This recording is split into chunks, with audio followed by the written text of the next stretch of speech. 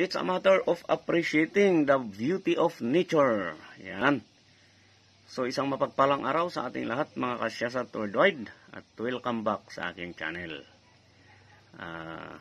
Ngayong araw ay meron akong ipapakita sa inyo na isang video clip na aking kinagigiliwan siyempre. No, kasi among the vlogs na naipresent or naipublish ko dito sa aking channel tungkol sa mga pambihira at natural na hugis ng mga bato dito pa rin sa aming barangay, ay ito yung talagang gustong gusto ko. At actually hanggang ngayon hinahanap ko pa rin ang kaparis nito. Kaya ito nga sa pamamagitan ng ating vlog, baka sakaling may mga tropa dyan na makahanap at maipakita rin sa atin.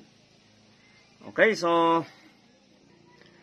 panuorin natin ang video at ito walang mali siya, walang kabastusan, bagkus ito ay katuwaan lang. As you can see, meron akong hawak na maliit na bato na mayroong pambihirang formation or design. At ito ay natural.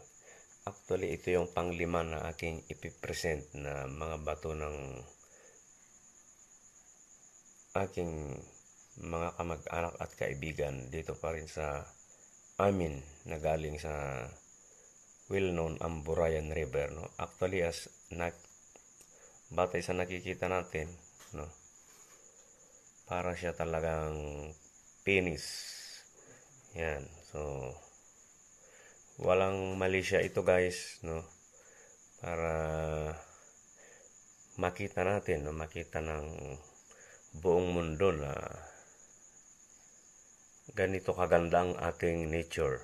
So, it's a matter of appreciation, the beauty of our nature.